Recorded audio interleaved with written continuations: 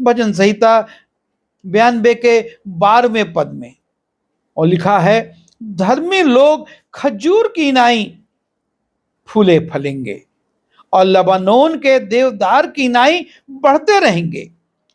वे पुराने होने पर भी फलते रहेंगे और रस भरे और लहलहाते रहेंगे। धर्मी जनों के विषय में भजनकार कहता है कि वे खजूर की नाई, खजूर के वृक्ष के विषय में हम जानते हैं, यह पेड़ अत्यधिक ऊंचा होता है, ऊंचाइयों पर जाता है। दूर से इसको देखा जा सकता है कि वहां खजूर का पेड़ है। घास नहीं दिखती है, लेकिन खजूर बहुत ऊपर जाता है, ऊंचाइयों में जाता है। और धर्मी में भी ऊंचाई होती है, आत्मिक रूप से वो ऊंचा होता है। दूसरी बात हम देखते हैं खजूर के विषय में कि उसकी जड़ भूमि में बहुत गहराई तक जाती है।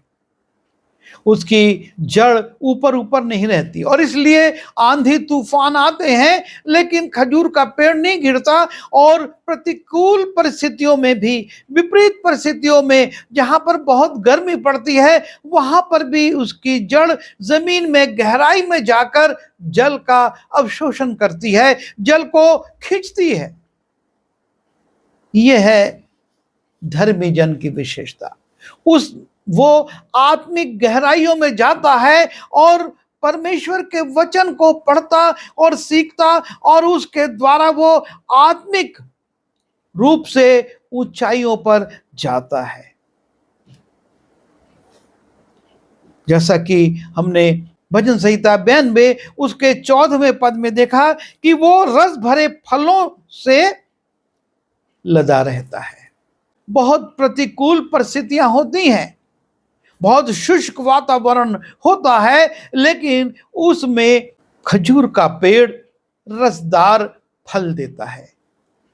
उसके फलों में रस होता है, स्वाद होता है, मिठास होती है, और लोगों के लिए वो लाभकारी भी होता है। ये धर्मियों का गुण है। विपरीत परिस्थितियों में भी, प्रतिकूल परिस्थितियों में भी वो अपने फलों के द्वारा पहचाने जाते हैं। लोग उनसे आशीष पाते हैं, उनसे आनंद पाते हैं और उनसे लाभ प्राप्त करते हैं। और उसी रीति से देवदार के पेड़ के लिए भी लिखा हुआ है कि धर्मी देवदार के पेड़ के समान है, जिसकी लकड़ी बहुत उपयोगी होती है। यशायाह उसके 2 अध्याय के 13वें पद में लिखा हुआ है कि देवदार बहुत ऊंचाई पर जाता है। वो एक ऊंचा पेड़ होता है, वो लाभकारी पेड़ है, उसकी लकड़ी से बहुत उपयोग किया जाता है। और जब हम पहला राजा उसके 5वें और 6वें पद में, और पहला राजा उसके 5वें अध्याय के 10वें पद में, जो यरूशलेम में सुलेमान ने मंदिर बनवाया था, और उस मंदिर में अंदर की तरफ देवदार की लकड़ी की तख्ताबंदी थी। परमेश्वर के भवन में वो लगाया गया, और उसके द्वारों पर लिखा हुआ है कि खजूर के पेड़ों की चित्रकारी की गई थी, उनको खोदा गया था। ये हैं धर्मियों के गुण। वो प्रतिकूल परिस्थितियों में भी ना सिर्फ अच्छे फल देते हैं, लेकिन उनकी ऊंचाई और उनकी गहराई उनको दृढ़ता प्रदान करती है। आत्मिक रूप से वो दृढ़ होते हैं। और हम देखते हैं जब यीशु मसीह का यरूशलेम में प्रवेश होता है, यूहन्ना उसके 12वें अध्याय के 13वें पद में, लोग खजूर की डालियों को लेकर यीशु मसीह का स्वागत करते हैं, उसकी जय जयकार करते हैं, क्योंकि खजूर की डाली जल्दी मुरझाती नहीं है। वो बहुत दिनों तक वैसे ही हरी और ताजी रहती है। और जब हम प्रकाशित वाक्य के उसके 7वें अध्याय के 9वें पद में जाते हैं, स्वर्ग में एक बड़ी भीड़ का उल्लेख है जो परमेश्वर की स्तुति कर रही है और उनके हाथ में भी खजूर की डालियां हैं। यह है धर्मी लोगों का स्वभाव।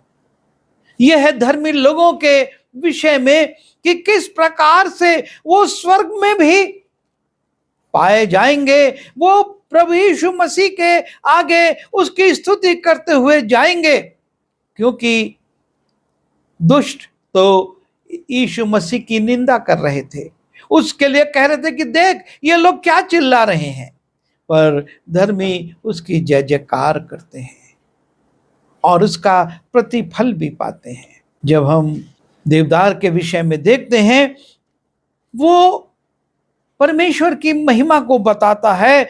आज हम अपने जीवनों पर विचार करें, हमारी तुलना किससे की जा रही है, घास से या खजूर या देवदार के पेड़ से? घास जिसका क्षणिक अस्तित्व है, बहुत फैली रहती है, बहुत दिखती है, लेकिन उसकी उपयोगिता सिवाय पशुओं के चरने के और कुछ नहीं है। लेकिन खजूर का पेड़ लोगों को दिखाता है कि वो विपरीत परिस्थितियों में भी स्थिर रहता है, उसकी जड़ें गहराइयों में जाती हैं, उसके फल रसदार होते हैं और लोगों को आनंद और आत्मिक आशीष पहुंचाते हैं। देवदार जो कि परमेश्वर के भवन में सुसज्जित होता है, उसकी शोभा बढ़ाता है।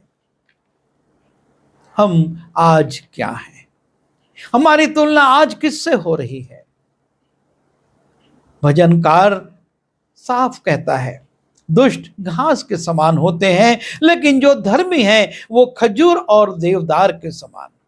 आज हम अपने जीवन का अवलोकन करें, अपने जीवन को जांचें, हम क्या हैं। यदि हम में खजूर की सी ऊंचाई है, खजूर की जड़ों की सी गहराई है, खजूर के से फल हैं जो कि रसदार हैं, तो निश्चय हम परमेश्वर की महिमा करते हुए उस स्वर्गीय स्थान में, जहां के लिए लिखा है कि एक बड़ी भीड़ खजूर की डालियां लिए हुए परमेश्वर की स्तुति कर रही थी, हम भी वहां पर होंगे और परमेश्वर की स्तुति करेंगे। परमेश्वर ने हमको अवसर दिया है, हम अपने जीवन का विश्लेषण करें और अपने जीवन को जांचें और उसके अनुसार आचरण करें।